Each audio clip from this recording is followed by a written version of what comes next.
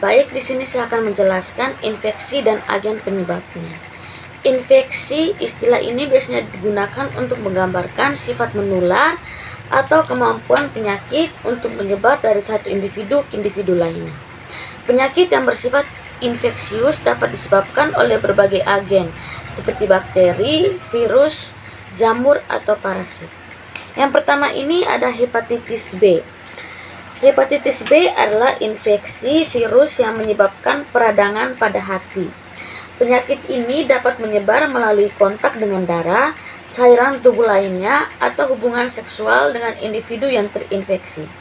Gejala hepatitis B termasuk kelelahan, nyeri otot atau sendi, demam, mual, muntah, atau kuning pada kulit atau mata, atau ikterus.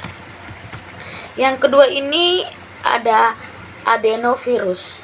Adenovirus ini adalah kelompok virus yang menyebabkan berbagai penyakit, termasuk infeksi saluran pernapasan atas, konjuktivitis atau radang pada mata, gastroenteritis atau infeksi usus, dan infeksi pada saluran kemih.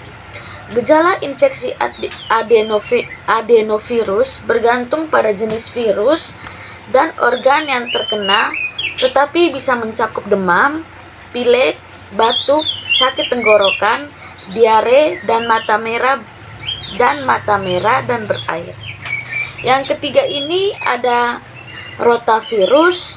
Rotavirus adalah virus yang menyebabkan gastroenteritis atau peradangan pada saluran pencernaan, terutama pada usia anak-anak. Infeksi rotavirus ini dapat menyebabkan diare berat, muntah, demam, dan dehidrasi, yang dapat menjadi fatal terutama pada bayi dan anak-anak kecil. Yang keempat ini ada Pediculus humanus capitis. Pediculus humanus capitis adalah kutu kepala manusia yang merupakan parasit pada kulit kepala manusia dan memakan darah dari kulit kepala. Infestasi kutu kepala dapat menyebabkan gatal-gatal di kulit kepala serta iritasi dan peradangan. Yang keenam ini ada Chlamydia trachomatis. Chlamydia trachomatis adalah bakteri yang menyebabkan infeksi menular seksual yang umum yang dikenal sebagai chlamydia. Infeksi chlamydia dapat terjadi tanpa gejala pada beberapa kasus, tetapi pada orang lain dapat menyebabkan nyeri saat buang air kecil, keluarnya cairan dari organ seksual, dan nyeri pada bagian perut bawah. Yang keenam ini ada Klebsiella pneumoniae. Klebsiella pneumoniae adalah bakteri yang dapat menyebabkan berbagai infeksi, termasuk infeksi saluran pernapasan, infeksi saluran kemih, dan infeksi darah. Infeksi yang disebabkan oleh Klebsiella pneumoniae seringkali terjadi pada individu dengan sistem kekebalan tubuh yang lemah atau dalam lingkungan perawatan kesehatan. Yang kedelapan ini ada Demodex canis.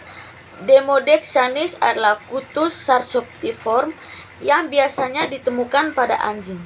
Yang kedelapan ada Demodex canis. Demodex canis adalah kutus sarcoptiform yang biasanya ditemukan pada anjing. Kutu ini dapat menyebabkan penyakit kulit pada anjing yang dikenal sebagai demodikosis atau kudis. Yang kesembilan ini ada Burkholderia cepacia. Burkholderia cepacia adalah bakteri yang dapat ditemukan di lingkungan, termasuk tanah dan air. Meskipun tidak menyebabkan penyakit pada individu yang sehat, Burkholderia cepacia dapat menyebabkan infeksi parah pada individu dengan sistem kekebalan yang melemah atau dengan kondisi medis tertentu seperti fibrosis kistik. Yang terakhir ini ada Neisseria gonorrhoeae. Neisseria gonorrhoeae adalah bakteri yang menyebabkan infeksi menular seksual yang disebut gonore. Infeksi gonore dapat mempengaruhi organ reproduksi seperti uretra, leher rahim, dan saluran tuba, serta dapat menyebar ke organ lain dalam tubuh jika tidak diobati. Sekian penjelasan dari saya terkait infeksi dan agen penyebabnya. Terima kasih.